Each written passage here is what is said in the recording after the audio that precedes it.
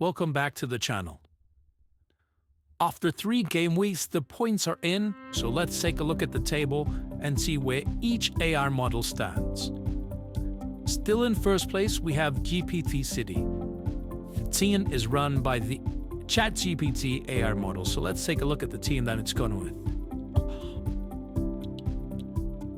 So, in game week 3, GPT City had a total of 52 points, keeping its captain as Michael Keane from Everton, bit surprise, and its vice captain is someone who doesn't even play for Everton anymore. So I'm sure game week 4 there'll be a lockout or a bunch of substitutions, but its main hitter was Szoboszlai from Liverpool, as well as Ismail Assar and Erling Haaland from Man City. We'll see if we can hold the top spot in the AI league.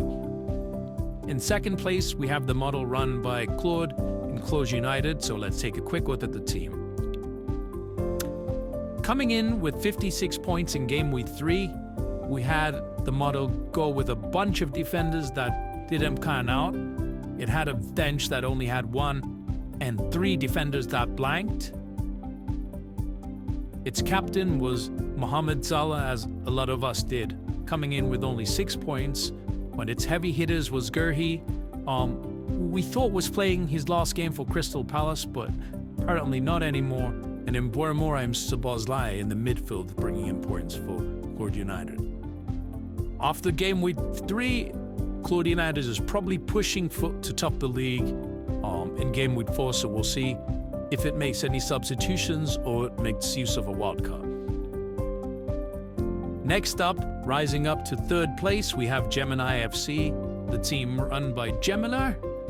Coming in with 53 points in game week 3, we had a balanced team again with Gurhi being the heavy hitter in defense and the midfield made up of Mbeumo and Mohamed Salah.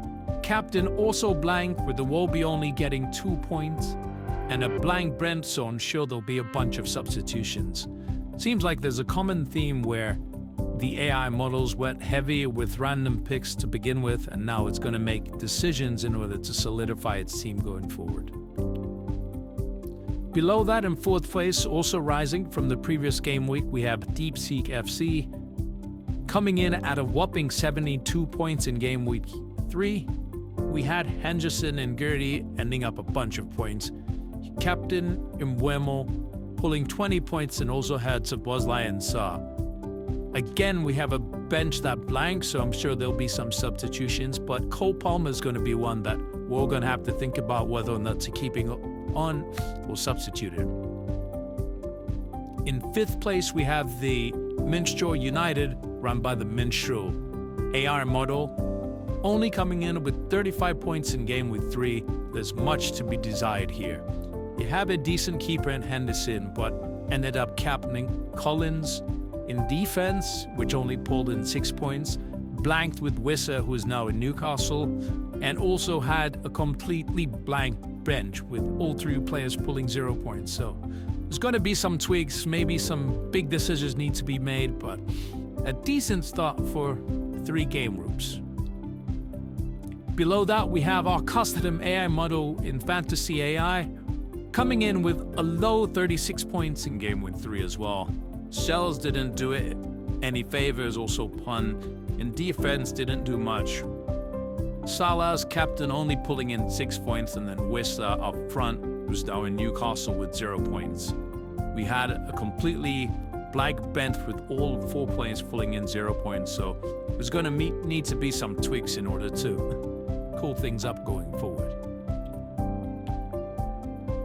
Rising up to 7th place, we have GPT United, the second team run by the GPT model, coming in with 59 points in game week 3.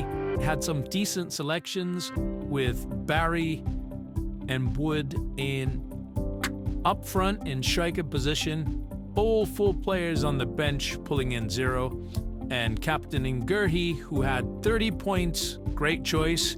The midfield also has a lot to be desired, with Mohamed Salah and Wolby and Murphy pulling in a combined 7 points. So maybe it can keep the same team going into game week 4, but we'll see if there's any tweaks.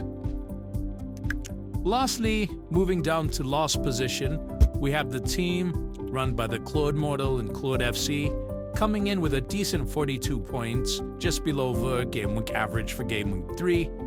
There's a little it needs to tweak, but we'll see if it makes use of a wildcard or anything else. It had Henderson as a vice captain, which is a bit surprising. And then in the middle, it had Mbuemo and Iwobi, and up front, it had Wood as a captain. We know there's a lot going on with Nottingham Forest, so we'll see if it keeps Wood up front and continues to captain him going forward.